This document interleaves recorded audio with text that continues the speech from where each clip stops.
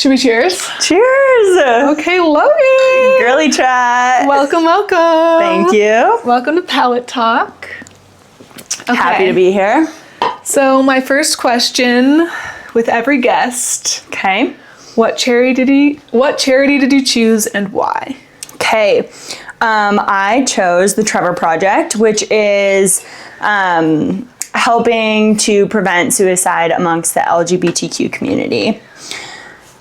Do you want to know why I chose it? Yeah, I want to know. Great. So I chose this project because currently, well, a little about me, I work in fertility preservation for like kids with cancer, but then also the LGBTQ community or transgender patients. So we do like egg freezing or sperm freezing before they go through any sort of like gender affirming care. So I chose this foundation because unfortunately with our new change In politics. We have had a lot of changes in our transgender clinic. So I think it's important that we care about their mental health. Yeah, definitely. For those of you that listened to episode 1, this is the Logan. I am nurse friend. Logan is nurse friend. I loved all the shout outs that I got. I know. Really appreciated it. Oh, well, It's like I'm famous. everybody needs a nurse friend because they're agree. they're so knowledgeable.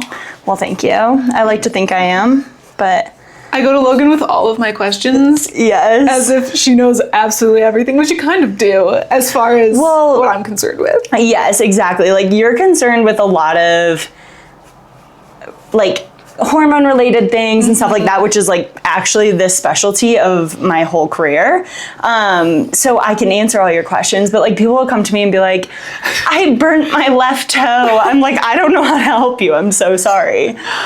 I still sometimes, because my best friend from home is also a nurse. Yes. And I'll still ask her, does Advil affect your kidney or your liver? Wait, This is how I remember it. Tylenol ends with an L. It affects your liver. So Tylenol liver. I don't know why, but that's how I remember it. that actually helps a lot. In nursing school, it was like, okay, this is how I'm gonna remember this one. So Wait, and the other one is amphetamine? Is your kidneys? ibuprofen is more so your kidneys. Yeah. Yeah. Take ibuprofen after drinking, kids. Yes, do not take Tylenol. Except I think Tylenol is like the safer. Oh, really? I don't know why, but that's my preference. What are you choosing to paint today? I am painting a weeping willow. For any specific reason? Nope, just because I wanted to paint a weeping willow. They're my favorite tree because I think they're gorgeous. But no reason, just because. I love a weeping willow. Me too. You had a friend that got married under a weeping willow. A weeping willow, and something about them feels so wise to me. I completely agree. They just feel like they like lived life. And I just have that childhood urge to swing on one. Same. There was a kid in my elementary school, and she had one like at the edge of her property that was right next to the lake. That's a dream come I know, true. we would swing and we would go into the lake. As a kid, like that's all you ever want in life. That's all you ever want. I feel like it is like, I don't know, it just gives me nostalgia for childhood. Yes, I completely agree. Were there any willow trees in South Dakota? We had one in the entire town though. Oh. So the town I grew up in was only 1,700 people. So it was extremely small. And we had one weeping willow. And it was like a few blocks from our house. And every time I went past it, I was like, they're so lucky. Oh, that's cute. Yeah. It's like they're so lucky to have that in their backyard. How was it like growing up in South Dakota? Because I know, is South Dakota considered the Midwest? Yeah. Which is Definitely. crazy. 'Cause Which is interesting. Yeah. It's like actually kind of north, quite north. But yeah, we're considered the Midwest. Considered the Midwest. Yes. I feel like we kind of have the similar energy from our hometowns is in some, Yes. like a lot of people don't like move away, For sure. and a lot of people settle down early. Yep. What made you like want Yeah. to leave? Do you think you'll ever go back?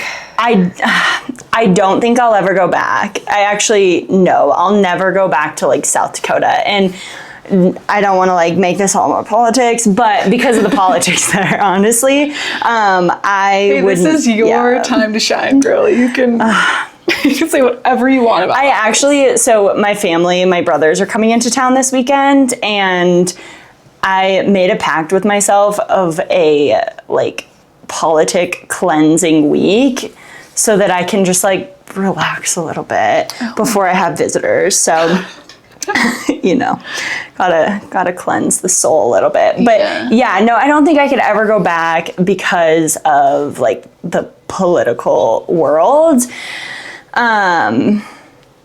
But growing up there, like I feel like I had a really great upbringing, and I think like everyone from the Midwest can Relate to that? relate to that. Like we had great upbringings, but like it doesn't mean that we then want to stay or like raise our kids there, right? Yeah.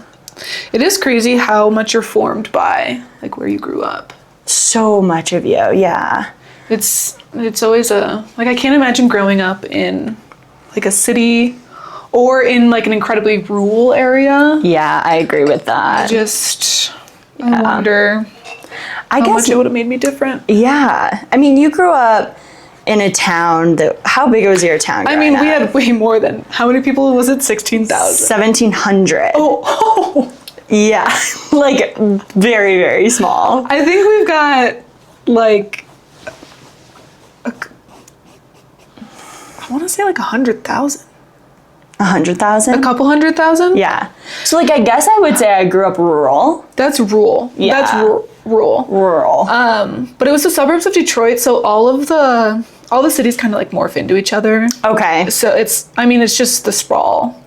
Right. So yeah, there's a lot of people. Yeah. And there's a lot of lakes where I grew up, so they really pack them in. It is crazy. Every time I go home, like they're still building, and they still make room for How? more Like, houses. where do you even find room? I don't know. They figured out. All right. Well, I think like where you grew up would be kind of a dream. Normal suburban. Yeah. Would you prefer to live close to home? I could go back in the summer. Yeah. A lot of people have like vacation homes there. Yeah, a lot of people do have vacation homes there. It always just comes down to, I mean, if you're going to get a vacation home, and it could be anywhere, should it be there? But I'm sure children change things. Yeah, when you have kids, like your family is there. So Yeah. it might be something that like you actually prefer later on in life. But Yeah. I always think it'd be a good point in life is I wouldn't have to like own a second home. It feels like that would never be possible. But just to go back there for a full 2 or 3 months out of the year. yeah, Just get an Airbnb. that would be nice. ideal. I like that. I think that's a great plan. I know. I don't know. It's too far in the future to think about. Yes, 100%. We're still working on life here. Isn't that the truth? It is the truth. Yeah. Do But life is good, do you ever feel like disconnected from people who haven't left your hometown? 100%, of course.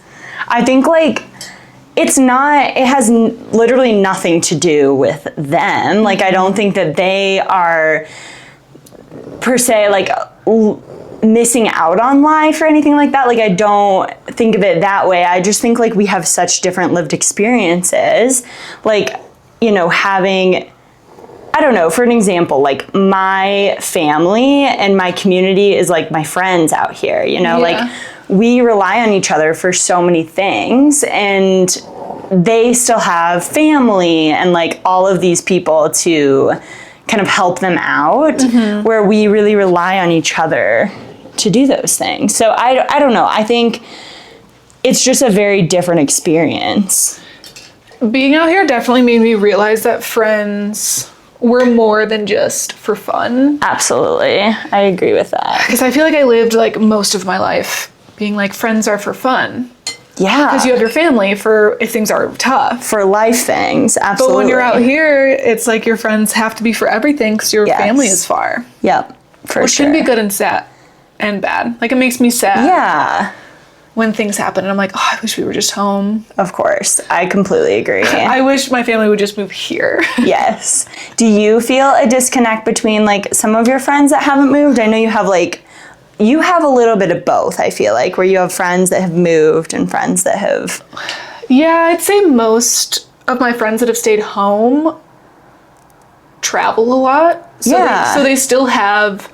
They don't have like a rural mindset, I wouldn't say. Okay. Like, I think they understand culture from traveling enough. Yeah. And have seen different walks of life that way.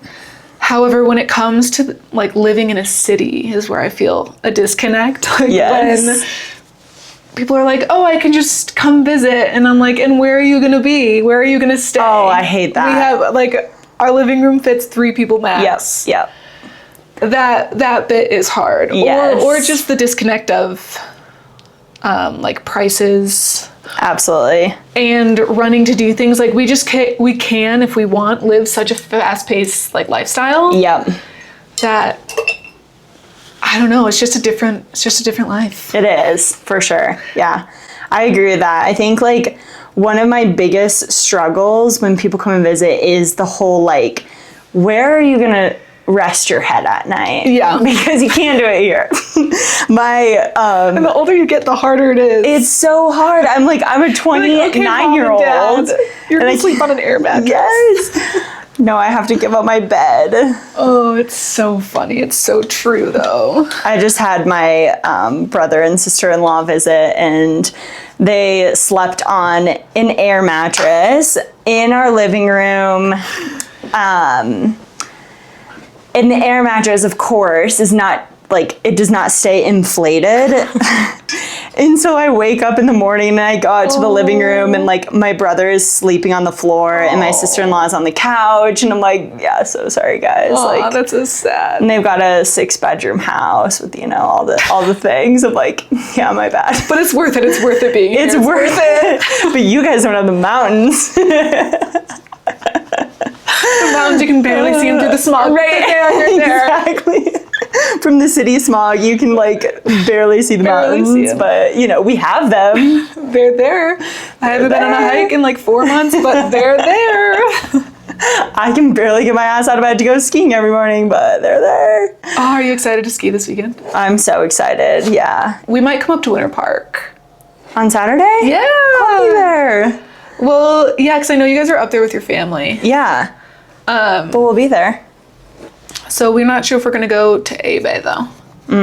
So unpopular opinion, I hate A-Basin. Really? I hate it. Why? It's my favorite mountain. Everybody's favorite. I think I've just had really bad experiences there. Well, it's my own fault, you go and you can't ski very well and you're trying to, we always go in a group. And I think that's my problem, is I'm just we don't ski enough together. We never ski together. I know, which is I think we're at the same level. No, we're the same amount of fear. Yes. Yeah. I am I'm not the kind of, Quinn will get on the mountain and she'll literally just she'll go ski, ski, ski, and then she'll go straight down the mountain. She'll just go straight down the mountain. I'm like, do you have any, are you more energy than worried? the guys do sometimes. Oh, yes. It's really impressive. It is. Ooh, I really just did something bad on my painting. Wait, I want to see. Come take a look. Wait, I think it's perfect. I went a little crazy out here. Weeping willows weep. They don't go out like that. But, maybe it's windy. I'll paint over it. Okay, so you grew up in South Dakota. Okay, yes. And you grew up in a really small town. Very small. Do you think that affected your choice to go into nursing at all? Ooh, that's a great question. I think so. I think the South Dakota or Midwest mindset in general is just women are caregivers. And so I'm well, I have to go into a caregiving field was kind of where I was at. I'm in between 2 brothers and it just was kind of my role in our family, and then I decided to do it as a career, I guess. For better or for worse. What year did you graduate? College. Yeah. 2018. And then you moved out here immediately? No. So I became a travel nurse right out of college, which was like, nobody does that. No nurse gets to be a travel nurse right out of college. So I was like, yeah, I'm doing the damn thing. And they placed me in Fargo, North Dakota.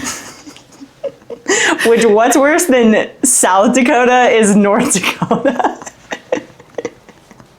So you're like, I'm living large, my first big yeah, right. job. Oh my God, I'm really doing it. Like, I'm so cool. I'm gonna like go off and do my own thing and be so like independent and free. And I moved to Fargo, North Dakota. And my very best friend moved with me, which was so fun. Cute. Yeah, it was so fun. And we like became borderline alcoholics because there's nothing to do there but drink. And yeah, that's it. That's pretty much it. And then you were like, I hate this place, I'm moving to Denver? Yes. Okay. Yep, exactly. That was So exactly it. Was that experience, did that spark you to do travel nursing like post-COVID? Definitely. Okay. Yeah, I would definitely say so. Now, I like wanted to be a travel nurse in general, just because I think like for a nurse to actually like make any sort of reasonable money, like that's the way to do it for sure. So yeah, post-COVID, after like the dust had settled with all of the craziness, I with my partner decided to go travel nurse, which was very fun. What made you want to come back here? So Logan and her partner left us very sadly for like 6 months, and then you guys were like, we're back. We're back. Obviously, like, community was a big part of it. Like, I love him, but like spending every waking moment together is something that's like a really unique experience, and I think we both really missed our friends. Like, we just missed having like some sort of community and being able to like have social things to do on the weekend other than just like, you know, hang out with each other. Yeah. That'd be hard if you're somewhere temporary too. Yeah, there's just like not a lot of opportunity to meet people. Yeah. So, yeah. It was good though. It was really fun, and we got to go to some cool places, and like it definitely got the travel bug out of us. Like, I think we've always dreamed of like living somewhere else. Mm-hmm. And like what that would be like, and it was great because we could kind of see that without like fully committing to something. That's fair. So yeah, I think it was good. It was all in all good. I'm glad you came back. Yeah, missed you guys. Can I see yours? Yeah, I can see it. Wait, this looks so good. Your fun little colorful mountains. This looks great. Thank you. Okay, so you come back after travel nursing, We come back. and we won't get into the bad job. Logan had like a bad job. A really bad job. But you have a new job now. I do. I know, and you love it. I love it and so I want you to much. like get into it because I think it's super cool what you're doing. Okay, well, great. This is my favorite topic. So I kind of alluded to it previously, but not in like the best way. So what I do for work is fertility preservation for the pediatric population. Our biggest like patient population are kids with cancer. So once they're diagnosed with cancer, we see them before they get like chemoradiation to preserve their fertility. So sperm freezing or egg freezing. But if they're like before they've hit puberty, then we do like we preserve the tissue. So like ovarian tissue or testicular tissue, which is really cool. And very like new science. So that's really exciting.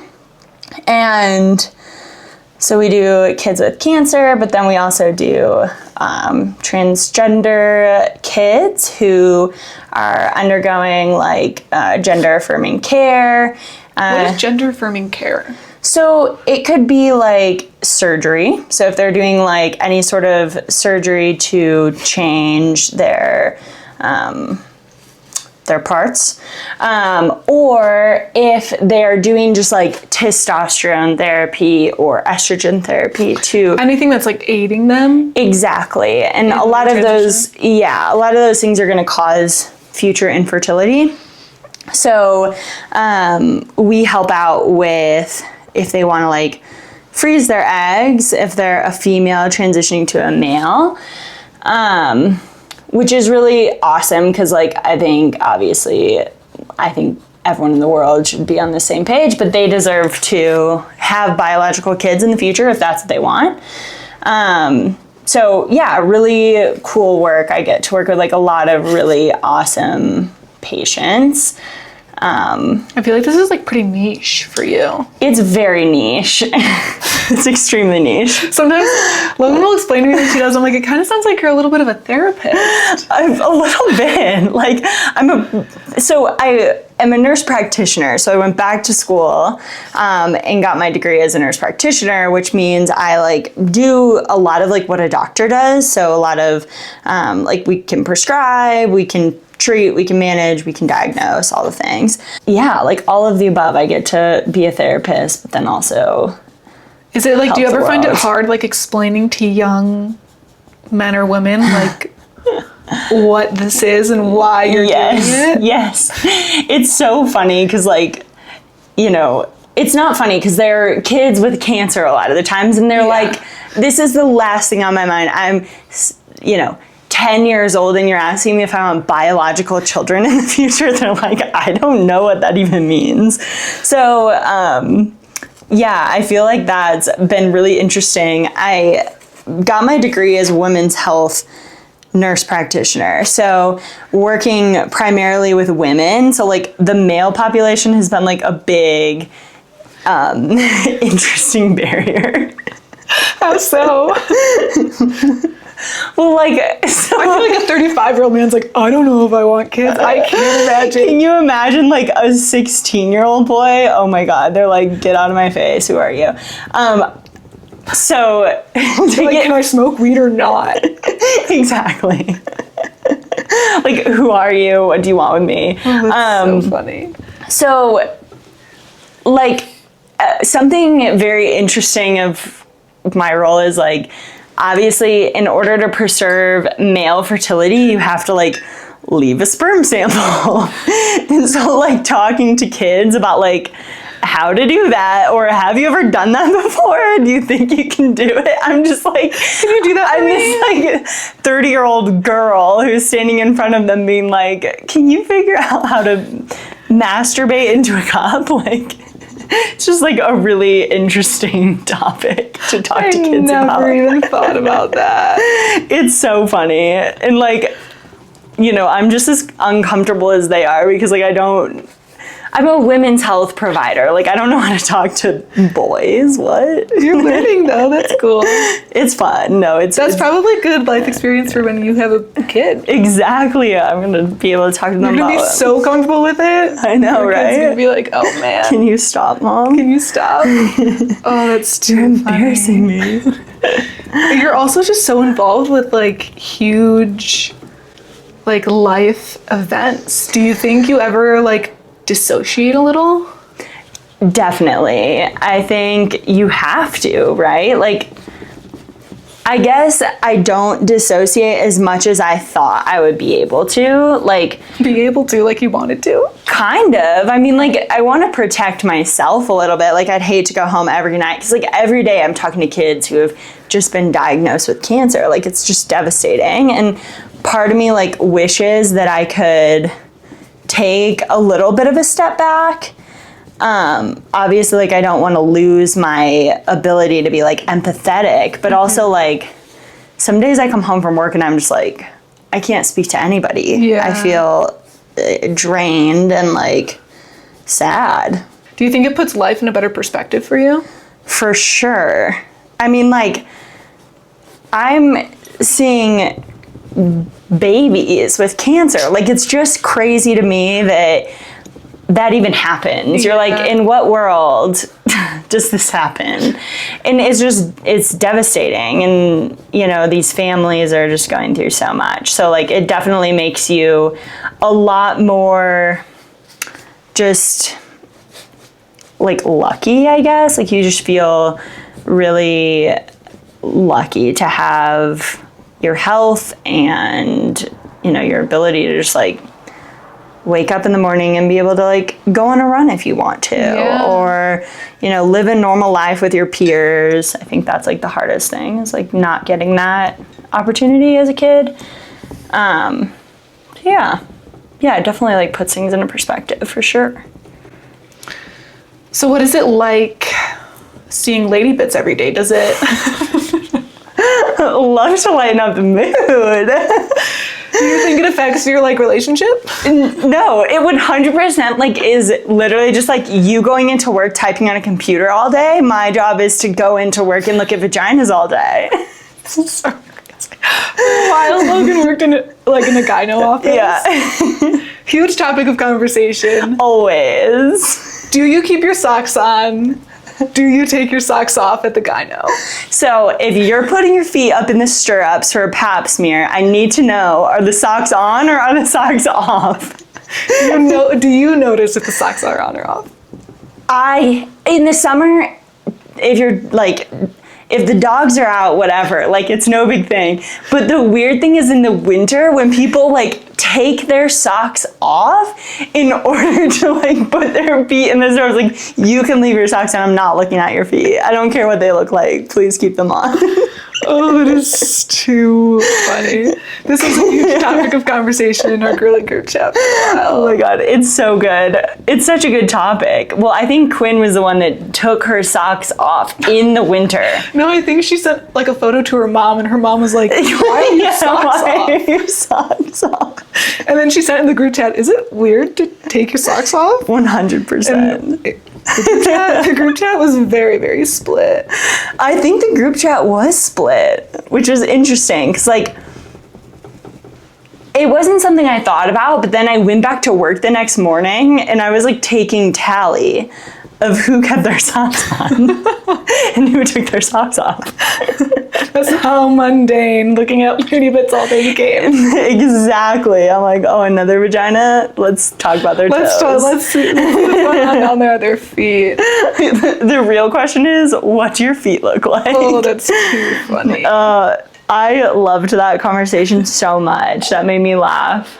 Oh, it's so funny. It is cool that you've kind of gotten, like, you've done the fertility thing, the gyno thing, you're back in the pediatric space. Yeah, I've you've been around the map as far as I've been around the map. Goes. Yeah.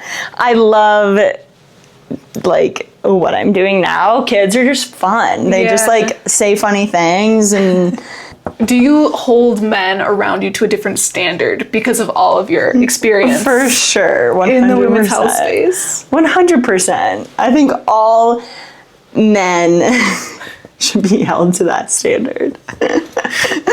But yes, I think it's definitely, like, changed my view. And, like, especially, like, the most interesting thing is, like, I feel like Keller knows anything. That's my partner, by the way. I feel like he knows everything about women's health, because I just come home and I'm, like, talking to him about, like, the crazy stuff that I saw that day. Like, I think it's important that they all are aware and know, like, about women's health, but that's just me.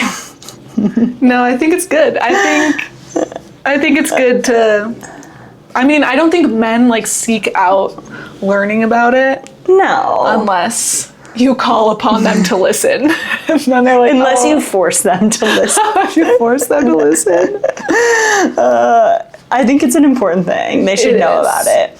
We were talking about this at work the other day, like, I don't know, it was like interviewing men about, like, how long do you think a period is? How long do you think, like, you know, people, like, girls bleed when they're on their period. And the answers were just, like, so alarming. I was like, you think we bleed for a month? Like, what? Like, just crazy stuff. Yeah, I remember I had a kid he was in middle school, so can't hold him to too much of a standard, but That's he true. thought we just, like, always had a tampon in unless we were going to have sex. And I was like, no.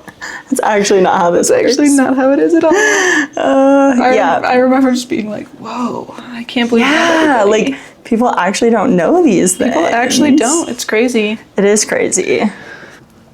You guys are also, like, very underappreciated. Thank you.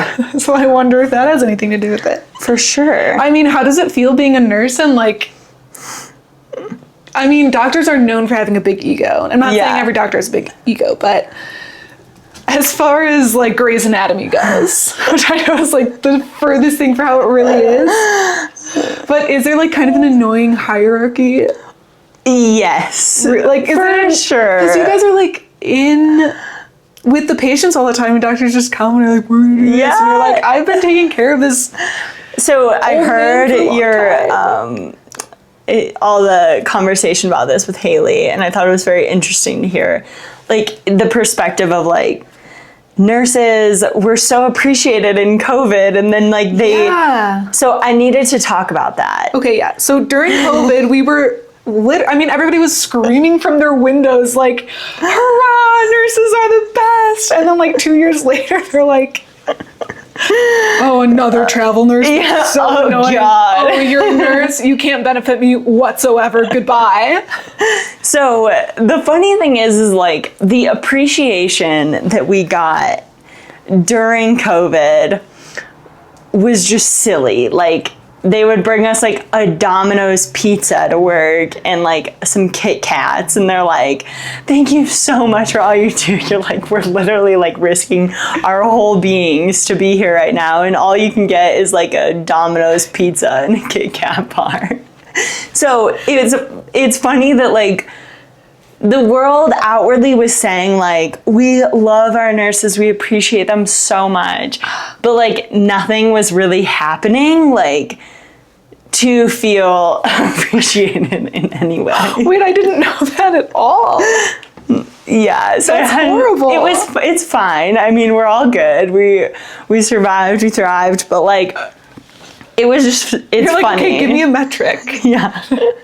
Give me a raise. Give me a raise. Give me more money. Give me something.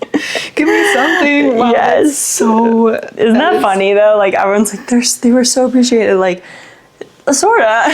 Kinda. Well, a little bit. A little bit. Do you ever feel, like, disconnected from just day-to-day people because of your job? For sure. For sure. I think, like, especially our group of friends are all very, like, other than Henry, everyone works, like, a normal hourly job. Yeah. Like, 8 to 5. So that can sometimes be, like, challenging, you know? Yeah.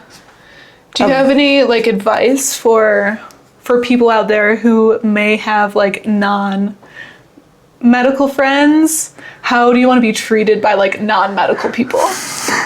That's such a good question. If we cancel, it's not that we don't care. We're just tired.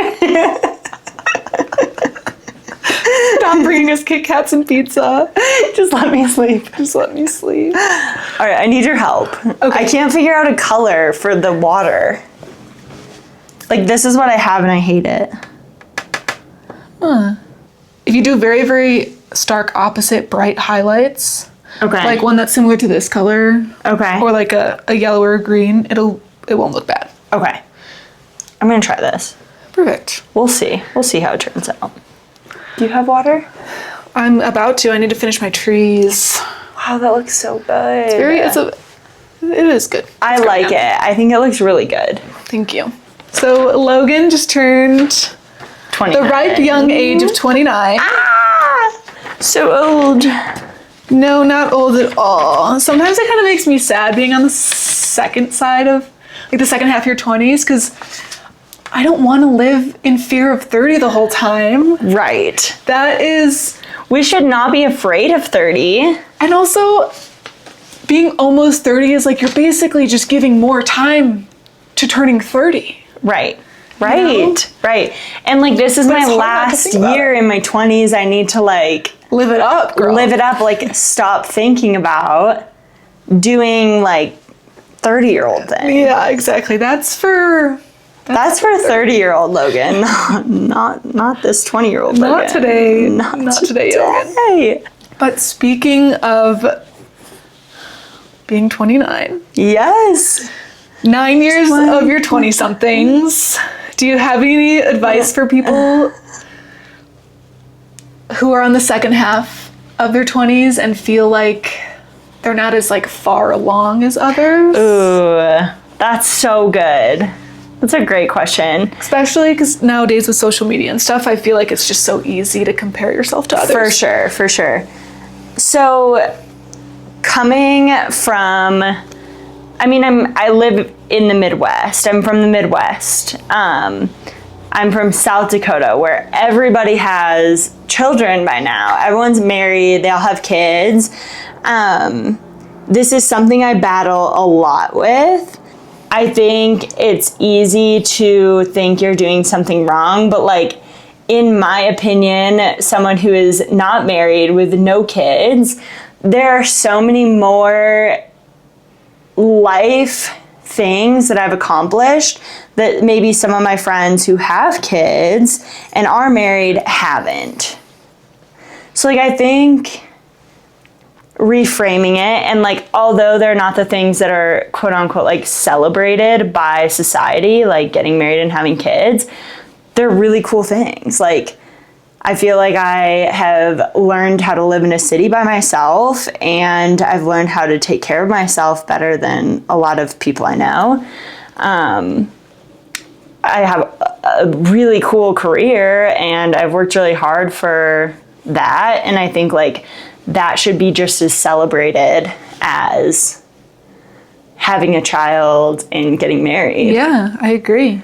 So I think like, we have our whole lives ahead of us to really do the big life things.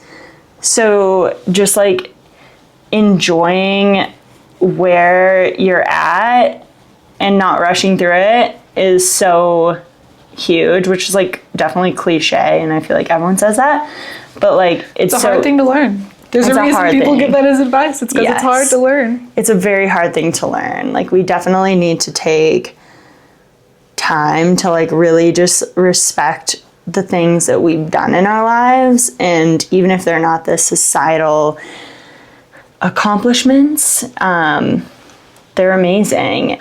I also feel like it's such a good thing to remember. You're not supposed to know what you're doing. Right. I think ever. I don't think so either. Sometimes I'm like, I think I'm just gonna fly by the seat of my pants the whole time. Why not? Why not?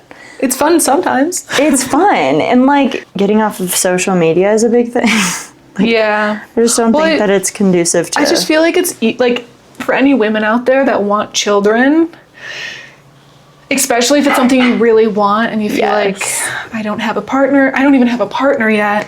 Yes. That's when I feel like the cycle can start, especially if, I don't know, you're just excited for that part of life. Yes. That I feel like we've had this conversation, you and me, a lot. Because like, there is a real biological time clock involved in this. You can try to like resist society's expectations for women, but at the end of the day, like, we do have only a certain amount of time to have children. So it's an interesting point, like, especially for someone who's like ready for that, but just like doesn't have the partner, or are you off of birth control still? Yeah, I am. I am off of it, and yeah, it's nice. It's a little. You like it? Yeah, I like it. There was definitely like a solid like 8 months where it was like the worst thing ever, and I was like, just like all over the I'm place. in pain. Yeah, I'm crying every other day. I don't know what's going on. Yeah, but it made me realize, like, once everything regulated, I was like, oh, I didn't realize how dysregulated I was Fair. and I've just been researching a lot. So I've been just in tune with taking the correct vitamins for what phase, and everything's predictable now. Yeah. So beforehand, I was just like unpredictable all the time. Yeah. I still am a little, but I think that just might be a personality flaw. Like, I'm figuring out that this isn't my hormones, it's just who I am. I actually need to get back into therapy. That's so funny. I did the same thing with like, I was on the pill and then I switched to an IUD and then I was like, I liked myself better on the pill, and I go back and I'm like, wait, I'm a psycho still. What's going on? Yeah. Wait, where did that come from? I think it's just, I mean, the worst part about it is like, you can't have fun when you're the horniest. Fair. I just got to an age where I was like, okay, I trust myself enough to like not, I don't know, have drunk sex. Yeah. And just, Right. be unresponsible with it. Yeah. That's such a good point though. Like, our bodies are made to like be the horniest when we are ovulating so that we have children. But like when you're trying to avoid that, it's like, wait a minute. This is annoying. I don't like this. Yeah, which is fine. This is a flaw. Stuff, yeah, you're like, this is a flaw in the system. Like our bodies were meant to procreate. Yeah. It is crazy. It is. I wish I would have timed it though so I could be synced up with the moon, but maybe one day. Maybe one day. I just listened to an interesting talk about like period syncing and like if it's a real thing. So I need your thoughts. Do you think like you sync with people you live with? Oh, yes, because I experienced that. Really? Yeah, I experienced it when I lived in When you lived with the sorority house. Oh. I went off of like my birth control time.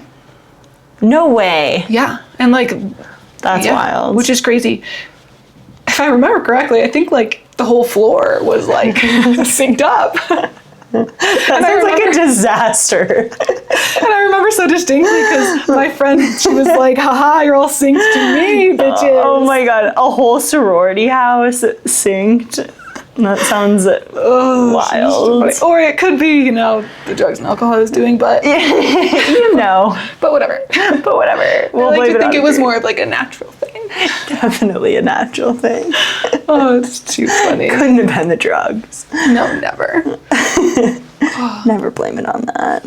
I feel like we kind of had like similar childhoods. I think we kind of did. I think we kind of did. Okay, I thought you grew up with 20,000 people. I guess it's Oh god, no. 1,200. No. But do you have any advice for those who like love their families but might not be besties with them? Do you have any advice on how to create boundaries with them? And like what boundaries and how to keep them? To be honest, Which I don't know how close you are with your family, but I'm not a good I would not be good at this advice because I have literally no boundaries with anyone in my life. I'm just a yes man, Oh, that's an interesting question. well, I guess you do have the political view thing though. Yes. Like how do you create boundaries with that? With the people from your hometown? And my family. My parents have different views than I do. I think like it's important for me to educate them on the things that I feel like I know a lot about. So like women's health, abortion rights, things like that. Like I think it's important to educate my family on those things. Just so that they know like what's actually going on in the world. When it comes to like abortions and stuff like that.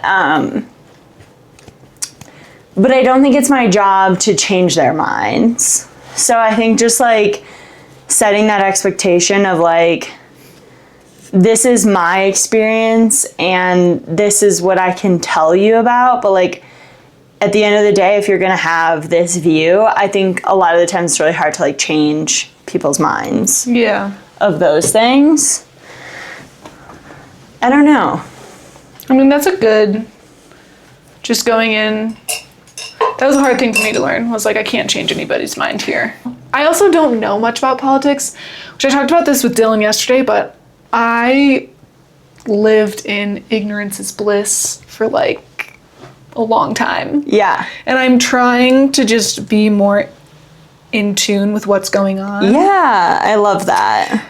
And I'm trying to just like actually listen to what's getting passed and not the like opinions about it. Yes. But just actually like, what does it say? Yeah. And like, what does it mean? I think that's an important thing, is like just really, it's so hard. It's hard to find good news. You know, like it's hard to find like news that's not biased or that's like actually trying to like just tell you the facts, you know? Yeah. Like that's just hard to find. Another thing I realized when I moved out here too was like, people get so mad about these ideas, like similar to women's health, abortion, for example. Yeah. Like people love to fight about it. Yeah. But like you actually see it and deal with it. Yeah. Really, you should be asking questions to people who are experts on it, not fighting For sure. about it with somebody who watches a different news outlet. Right. I always love to give this example because I think that it's an important example, but like I had a patient when I was working at the OBGYN that had, you know, wanted this pregnancy. So this was like a desired pregnancy, and she got to her 20-week ultrasound, which is really late in a pregnancy. I mean, you're halfway through at that point. And unfortunately, the baby had no brain. Oh yeah, this was the example you told me. Yes, and that is an abortion. And in other states, it could be considered like something they couldn't do, which is really scary if you think about it. Like, so you have to carry this baby now to term. And then just let it die once you give birth to it? Exactly. That's insane. It's devastating. And I think like people who do not have this knowledge or this day-to-day experience like shouldn't really be making those decisions for us. Yeah. I mean, yeah, I think men in general should kind of Just stay away. stay away from it, but 100%. but what do we know? We don't know anything. We don't know anything. We're women. We're women.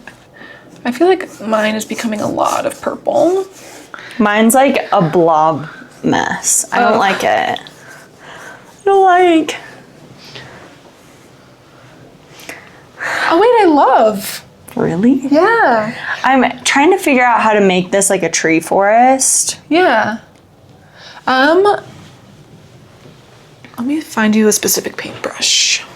This is the Bob Ross paintbrush. Ooh. If you like, if you go like this, you kind of like push up, Okay.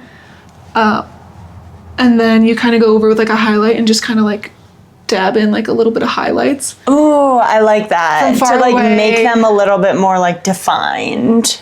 Yeah, like a little bit of white, just like kind of dabbed on top will go a long way. Okay. Yeah. Got it. I think I need some more paint. Wait, can I ask you questions about yourself?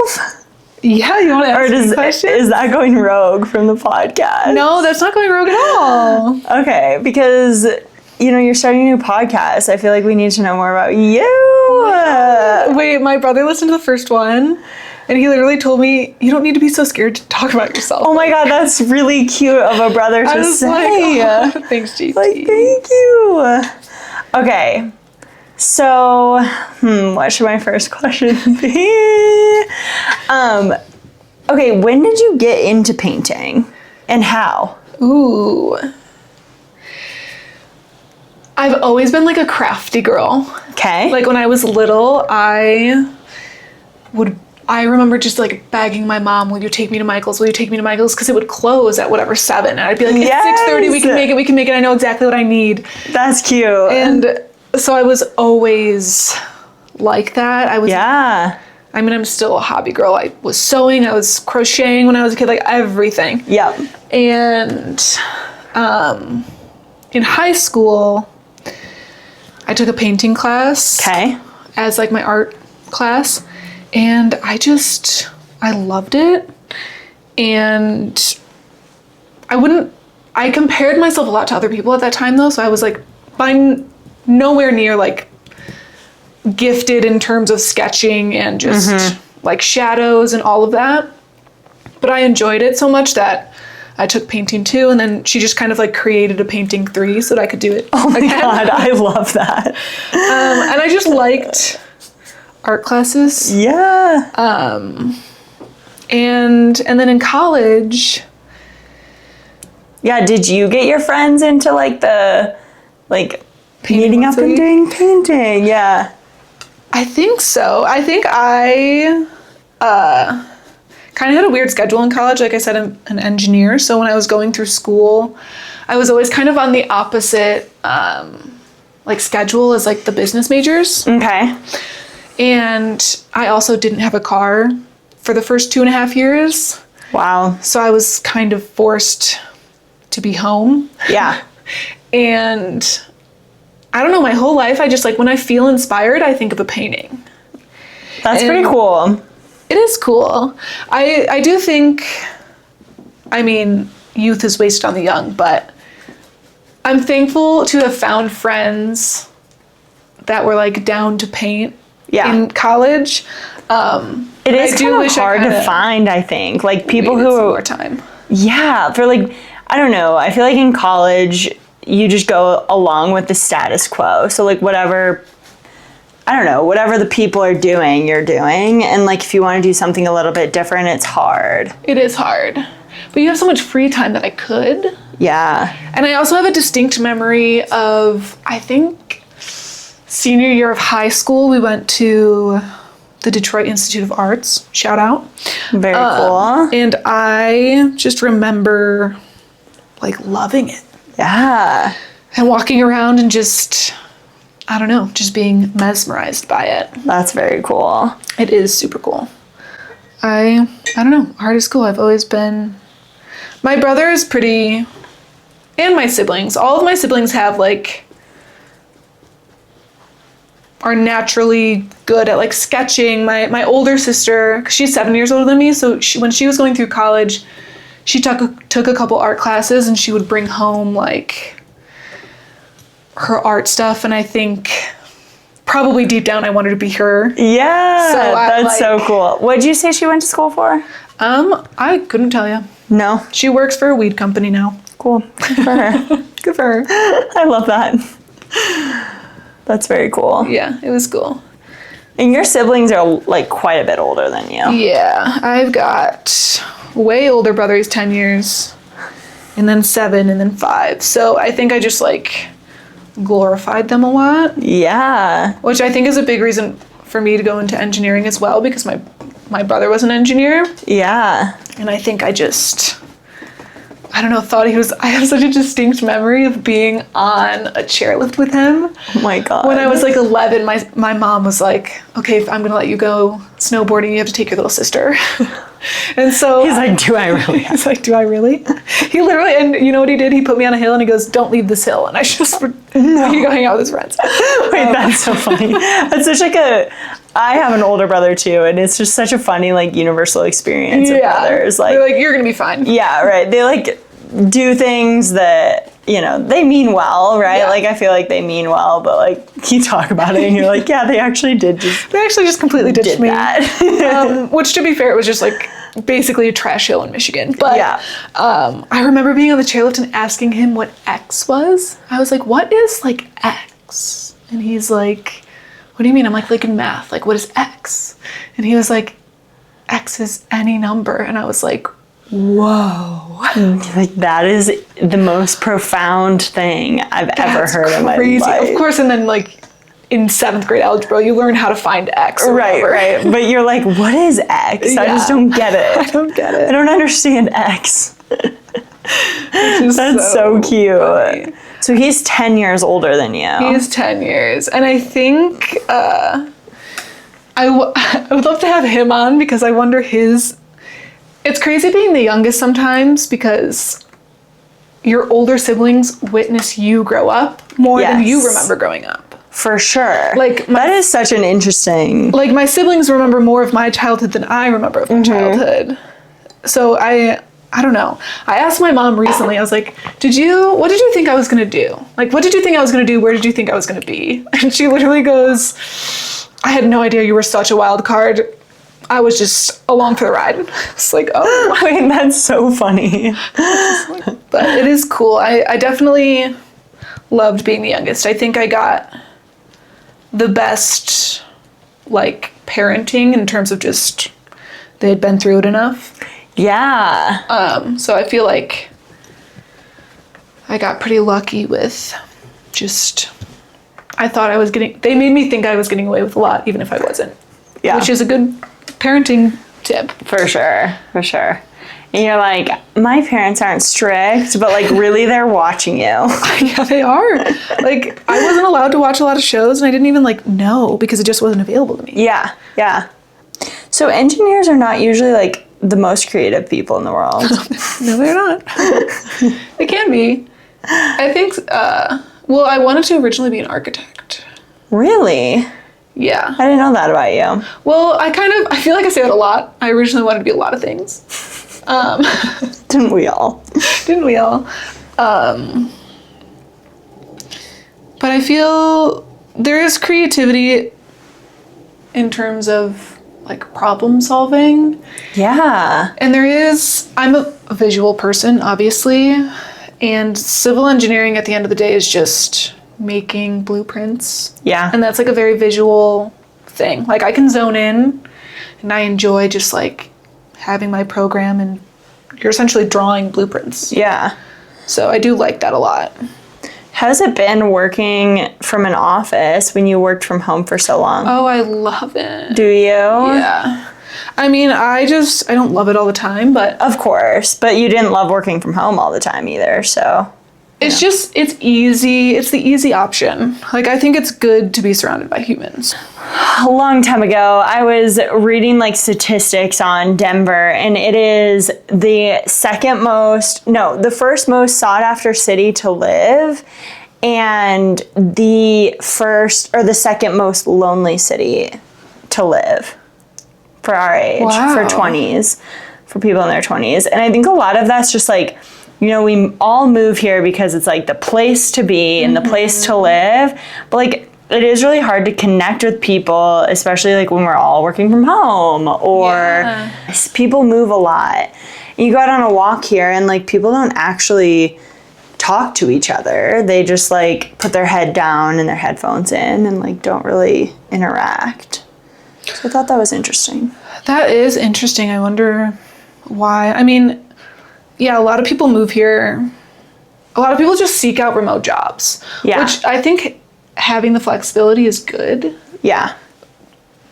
I think though a lot of the world is starting to like dislike working from home. Yeah. I mean, it's good for you to be surrounded by people. At the end of the day, like... It's so important. It's so important. Even if you don't want to be, even if you just go into the office and you put your head down and you don't talk. Yeah. But I can see the other side of that. What you said earlier about like people just walking around with their headphones in. Like, because Josh has like a sales job. So he is chitter chatter all day long. Talk. Yeah. So he's exhausted of talking by the time he gets home. Totally.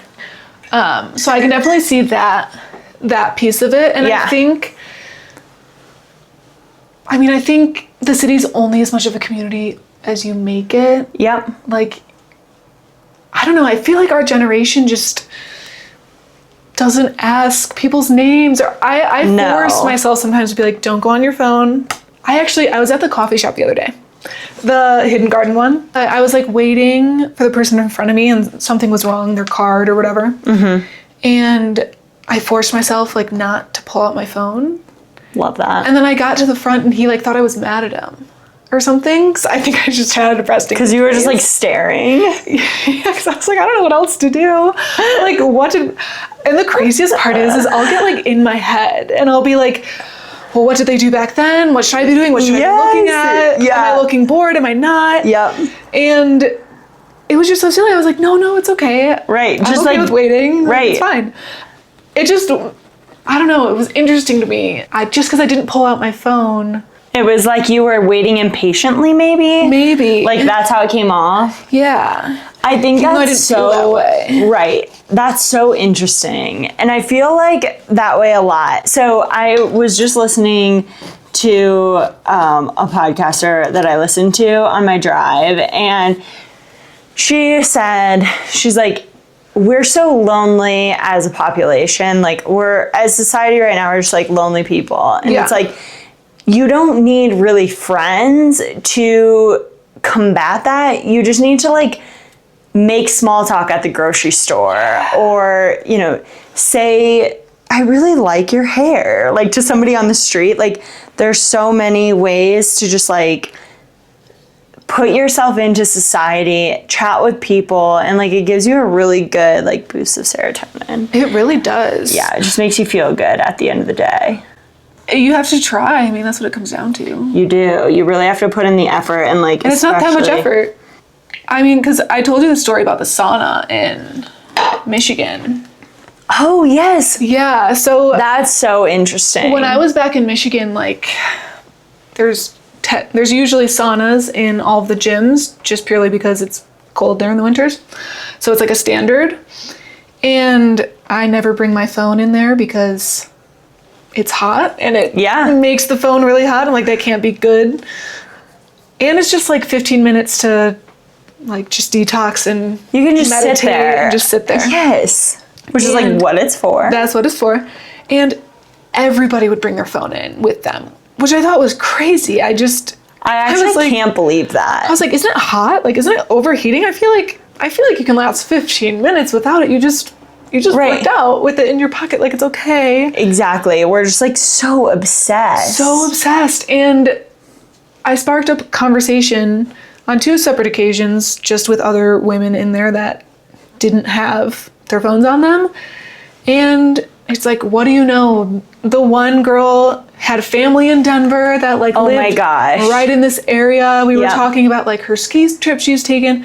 And it was just a 10-minute conversation, but I was just like, I would have never known that if I wouldn't have just said like, hey, how's your day going? For sure. And like, I don't understand the fear behind it. Like, what's the worst that can happen, right? Like, I think the worst thing is like someone like rejects your conversation and like you just read body language and then you shut up. Yeah, you like feel a little shitty for a minute, but like it's okay. That's okay. Nobody's gonna get mad at you for no. And if they do, that's okay. You're just the stranger that made them mad. It's exactly, fine. Exactly. I cannot believe that though. Like, we went to the sauna, you and I, and it was so lovely. Like, all the people there were just like chatting with each other, and like nobody had their phones on them, and everyone just like really was enjoying themselves. And like, I don't know, I think it's a good way to like make community and meet people that are like a little different from you. I don't know. I mean, I think it's important as well to, even if you're living somewhere temporarily, and even just going to the same spots for sure over and over and over again. Yes. Like, you start to recognize the people who work there. Yep. And if you just take that extra step to say hello, it's crazy how much it makes you feel better. And it can totally change your whole mood. That is crazy that Denver's, what was the first loneliest? Austin, Texas. Similar city. Which is the same sort of thing. Like a bunch of transplants moving there. Mm-hmm. And they were like the second most sought after city and the first most lonely. So like, it's interesting the correlation between the two. You know? Yeah, maybe it has to do with why people come here. Yeah. That's an interesting point. Because a lot of, I mean, it looks glamorous. Yeah. on Instagram. For sure. I think it's glamorous. I love it here. I do too. But we have a good group of friends. We have a good too. group of friends. Yeah, which is hard to come by. Like, It's really hard to come by. I will say we also like lived a full year just like in solitude when we first moved here. Yeah. So it was like once I got friends, I was like, oh my God, I'm never gonna let you go. Yes, like I cherish you guys so much. Yeah, I completely agree. Especially like for me, I was later to like enter the friend group, and like I had just lived through COVID and being a nurse in COVID where you weren't allowed to even really go out and talk to people or, you know, spend time with people. So then when I like met all of you, I'm like, oh my gosh, like what a special thing to have. And like truly not many people experience it. So it is good. It's just something you have to, try. Yes, I agree. But yeah. Yeah, I just wonder if like people move here because they think it's going to be glamorous. Yeah. And they don't think about like, why am I moving here? Right. Because there's so many different types of people in Denver as well. There's people that ski every single day. There's people that are camping around the clock. And then there's people that never leave the city. There's people that are going to shows every night. Like, yeah. I think moving to a city, being very clear on why you're moving there. I mean, I guess it's the same with anything in life. Like making sure you're not going there for an external source of happiness. For sure. Which I feel like I don't know if I did it or not. I think I definitely did. No, I moved here because I love mountains. That's why I moved here. That's beautiful. So like, I mean, that's an easy reason. It is, for sure. I agree. And like, I would say I would love to say that I moved here for something like that. But like, I think at the end of the day, like, I really just moved because I was like looking for something different in my life. And like, I don't think that's all bad either. I just think like, I was lonely for a long time here too, because like finding a group is really hard. And like, if you're moving here for outside reasons, you're gonna end up feeling disappointed. Yeah. I think. I mean, it's just like anything in life. It takes time. Takes time. And you have to you have to be a yes person. You do, which as two introverts, you and I, like, it's really hard to like. I don't know. When I was in my early 20s, I was ready. I was like, oh God. Let's take 10 shots and it was really hard. Learn how to ski. Once I was out of the house, I was good. But like getting me out of the house was like kind of a feat sometimes. I don't know. Keeping a journal, I think, is always important too. Do you still keep a journal? I do. I keep a journal. I'm not as avid about it, but I try and write down like just what I'm thankful for every morning. Yeah. But it is fun to like just look back and see how far you've come. And like I think it's how you've changed. Yeah. Just changed so much probably. And I think a hard thing that I felt in my early 20s, I was like, well, I can't afford a therapist. Everybody's telling me to go to therapy. I can't afford a therapist. But you can afford a pen and paper and you can write down your thoughts. 100%. Yeah. Oh, I did a really cool exercise when I was home. This last time for like Christmas? Yeah, for Christmas. And I viewed like each of my family members as me. That's interesting. And I viewed myself as if I was Josh or a friend. And like everybody, not only my family members, my friends, everyone. Yeah. And I just was like, I don't know, it just blew my mind. That's such an interesting exercise. Yeah. What did you feel like as Josh? So whenever we butt heads, I will try to tell him like, oh, just do this to help the situation. You can just do this to help the situation. So then I would try to do those things and they wouldn't work. And I would be like, damn it, he's telling the truth. Oh my God, I love that. It's such a good thing. Like I always feel like I'm right. Like Just do this. Why aren't you just doing this to Why fix aren't it? you just doing this? This is all I need. It'll be better if you do this. Something about the holidays that bring out like the worst in people though. Yeah. And honestly, what it taught me the most was just to be nicer to myself. Oh. Like I was like, Cute. wow, I can't be mad like at my friend for acting this way. Like he just doesn't know any different, Right. you know? Just like I don't know any different. Like I should just be nice. Yeah.